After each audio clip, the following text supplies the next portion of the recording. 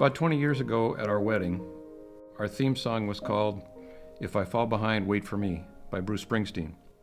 We both ran marathons in those days, and it was a symbol of things long-term, a reminder that life is not a sprint, and we should always wait for each other along life's way.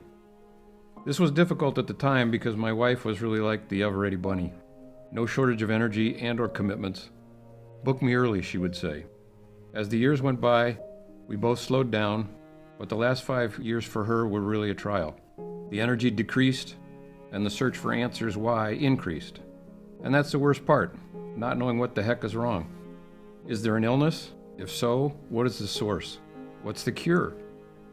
Each new drug would promise a better outcome, but the drugs were really just a mask, not a cure. This is almost a death spiral of living.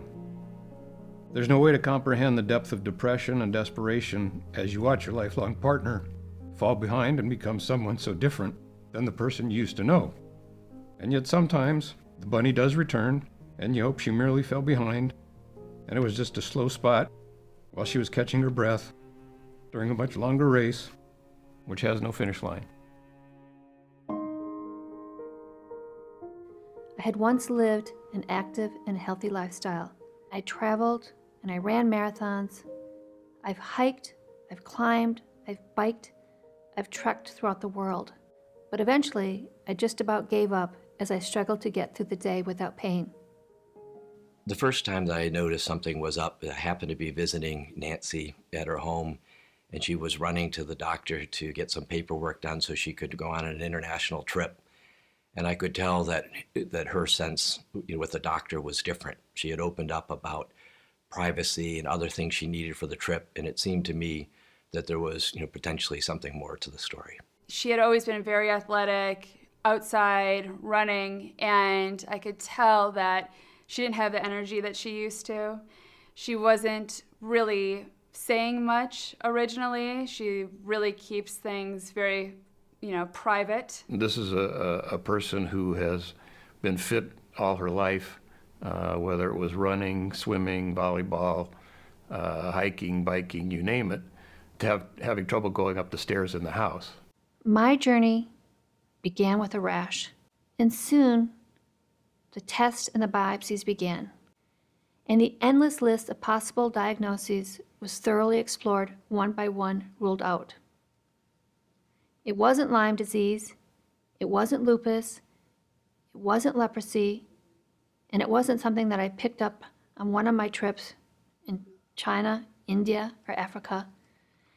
It wasn't malaria, it wasn't valley fever. The list of what it wasn't grew with each passing test and each visit to another doctor and specialist. It was incredibly frustrating to not be able to help Nancy, and she was so experienced and so positive. She was wonderful with regard to sharing what she learned, but to be blunt, she wasn't learning much. She was learning what it wasn't. She was frustrated that so many people had offered opinions. So I was really pleased to be able to listen, but it was difficult. The physical embodiment of the disease was really starting to show. And you can hear about something, time and time again, but then to have the visual as well really drove home that this was a big problem. There's this acute accumulation of symptoms too. I mean, to go from waking up in the morning where your hands are numb, to have aching joints everywhere, to having issues with your vision, all of this on top of the skin lesions. On Nancy's good days, it's, I wasn't shaky when I got up this morning, and I had feeling in my hands, so it's a good day. Or I'm going to go ride my bike, so that'll make it a good day. And the symptoms, they never went away. My eyelids twitched. I had more rashes, ear pain, nose pain, open skin lesions, and shortness of breath. My jaw deteriorated. I had terrible pain, crowns, and root canals. My blood work was sent to Florida, Minnesota, New York, and all over the state of California.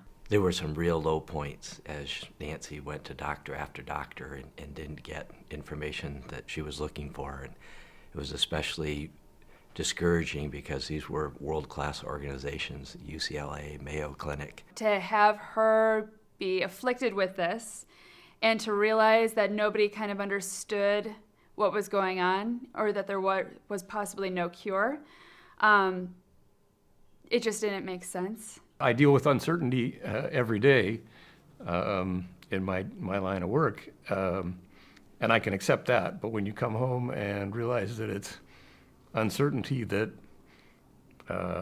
could be the proverbial life and death here, it's a whole different thing.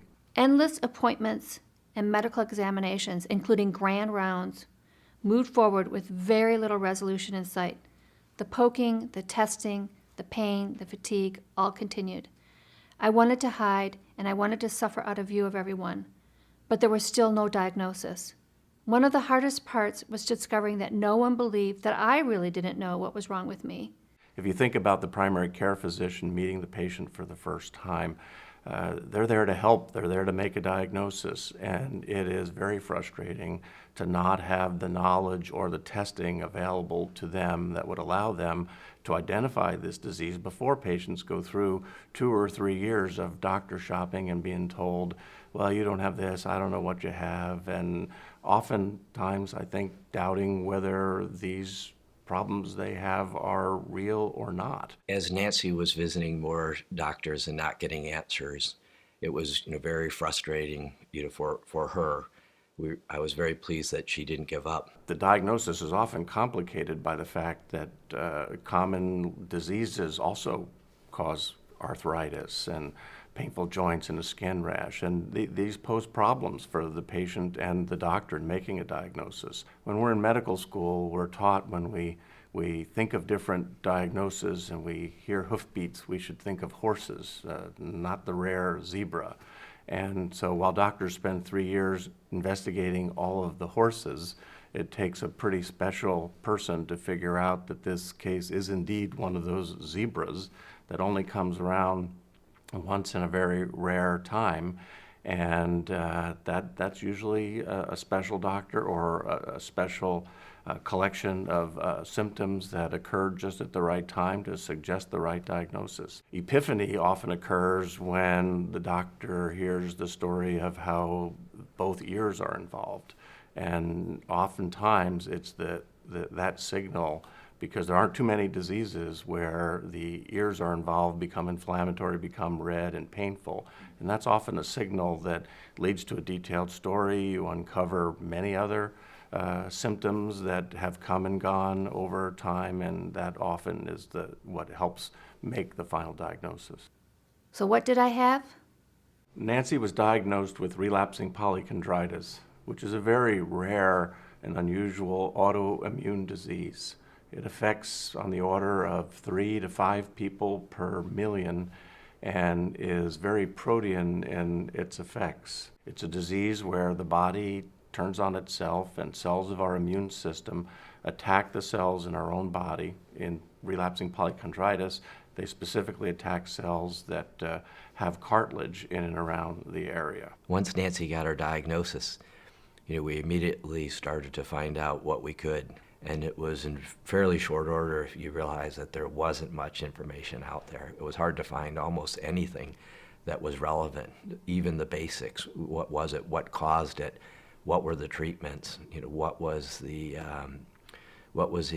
anticipated impact on how long she was going to live? It was very shocking, and it was a real dose of reality quickly. Being an extraordinarily rare illness, relapsing polychondritis is not familiar to most physicians out in the community.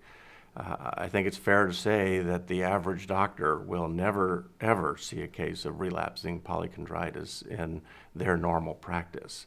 Most of these patients will, once diagnosed, find their way to someone in the rheumatology field. These are the physicians that spend their time studying diseases of an autoimmune nature, particularly those that affect the joints, connective tissue, like relapsing polychondritis does. But even those physicians will have very little experience managing patients with this disease. Big sigh of relief. We've got a name for it, relapsing polychondritis. So you instantly become an expert looking up everything that's ever been written about it. And what you find out is, there is no cure at this point, because it's such a limited set of folks that have encountered the disease. The outcomes are not positive because, think of it, we're talking about the cartilage in your body. There almost is not a place within your body that you don't have cartilage of one kind or another, whether it's your ear, your nose, around your throat, your heart. For lack of a better phrase, it certainly doesn't give you a warm and fuzzy feeling looking forward when all of these little quirks in your everyday life are tearing you apart. Relapsing polychondritis involves many different areas of our body. Probably the most common area involved are the ears, the cartilage in our ears, and patients complain of pain and crackling in the ears. The fatty part of the ears is normally unaffected. It's the cartilage that turns red and becomes painful. The bridge of our nose is often affected because there's lots of cartilage there. Joints are lined by cartilage. The trachea or our windpipe is often affected and can cause difficulty breathing. You can have effects on the voice. Skin is not uncommonly involved in relapsing polychondritis, and in serious cases, the blood vessels can be affected, and in the most serious cases, the largest blood vessel in our body, the aorta, can be affected, and the strength of the lining of the aorta can be weakened by this disease. Triggers are not well known. Oftentimes these things occur rather acutely and without much warning, and just like we don't understand what triggers the illness, we do not understand the underlying cause of relapsing polychondritis. To put a name to the mystery that was my life brought a sense of relief, but no treatment and no cure. Relapsing polychondritis is more commonly known as RP. It is so rare that most people and most doctors have no idea what it is. I remember her telling me, obviously, that it was sensitive on her ears and her nose, and then as the cartilage broke down and the trachea, and we started talking about what that all meant, and I really thought that her time was limited. And I think that that's when it dawned on me that I couldn't lose her in my life. This was probably a year ago. I was like, well, I'm going to make my plans until September of whatever year that was, and then I'm checking out. And it's like, whoa, time out. We don't talk like that. The natural history of relapsing polychondritis can be very variable from patient to patient, and many people suffer from recurrences, remissions, and relapses over many years. But in instances where very important organs are involved, such as the trachea, the windpipe, or the large blood vessel, the aorta that leaves our heart, this can be a life-threatening illness and poses extraordinary treatment challenges for both the physician and the patient. The current treatment for relapsing polychondritis is to suppress the immune system. The thought is if you can turn off these reactive lymphocytes, they would stop making the cytokines and other inflammatory mediators that they make that cause tissue. And we have many different ways in which to turn off the immune system, but unfortunately they're all relatively nonspecific. It became clear that there really weren't any answers, but I detected a slight change in my sister that I knew was coming, and that was if she couldn't help herself and couldn't get exactly what she was looking for, that she could help other people get to those answers. And it came when we were just talking about who she talked to, who she met with, what they said, and having had high expectations, and talking about that long journey, which she stayed tough through the whole time. It was really wonderful when it became clear that she was going to turn this around, and she was going to do everything in her power to help other folks, patients, and other families that were dealing with this.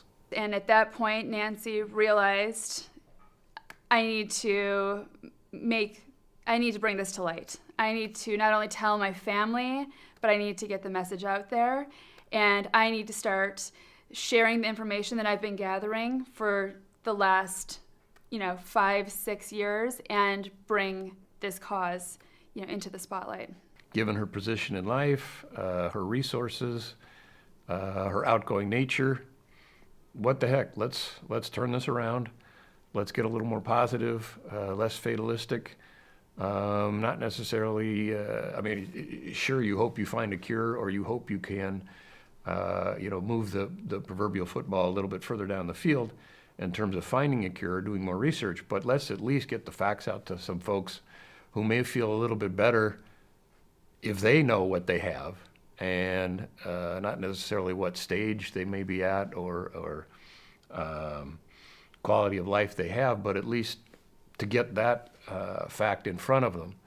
And then, it takes a village or whatever. Get more folks involved. My journey back began with a decision. It was a decision to tell my story. It was a deliberate decision. It was a decision which again changed my life. Somehow I mustered up all the courage to realize that there is no cure for RP, but I'm still alive, and I can use what breath I have to live with purpose. After that decision, I allowed my doctors to talk about my case, openly and honestly, wherever and whenever they needed. The field suffers from lack of attention. Lack of attention is not uncommon with a rare disease. If you think about deciding you wanted to study relapsing polychondritis, and you know that only 3 or 5 patients out of every million are going to get the disease, you'd have to be in a big city, you'd have to set up a referral center to answer these questions. We need to be able to do that. We need doctors working together. We need patients working together.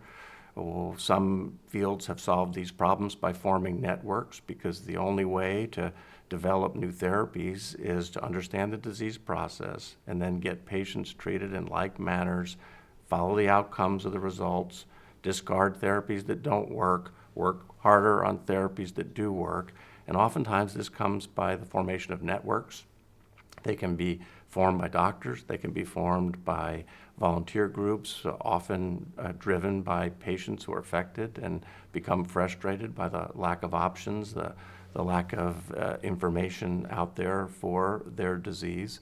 But with that approach, with a focus on bringing patients and interested doctors together, you can move the entire field forward. I am now a part of a very small and growing community, and we are fully committed to finding the cause, identifying the gene, developing specific tests, and creating a drug to treat or maybe even cure this disease. It's rare? So what? We are guinea pigs. It's okay. We are on the front line, and we're going to fight tooth and nail to raise awareness. We're going to help the medical community bring this disease to the forefront. We're going to support and encourage research in any way we can. She'll be an advocate.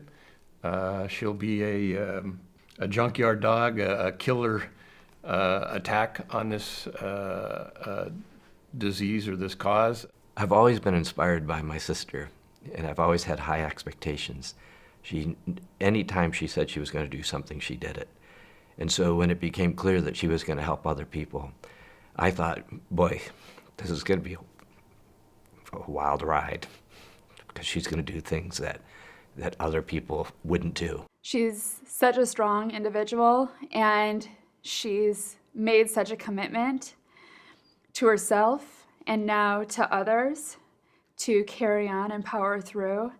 And she's made it her mission to bring this to the forefront of the medical community.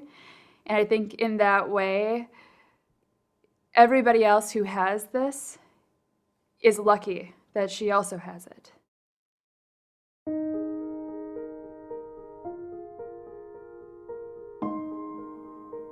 I'm on my bike again. Well, more correctly, we are on our bikes again. Together, we ride now to put a spotlight on relapsing polychondritis. So the next time you see us riding through your neighborhood, will you please think about relapsing polychondritis? Will you remember the deep pain? Will you understand the confusion of those who face it? Maybe you can be the hands and voice of compassion. Maybe you can become the doctor who discovers a cure. But no matter what, know that we're riding with a purpose. We don't have all the answers, but we have purpose. And having purpose changes everything.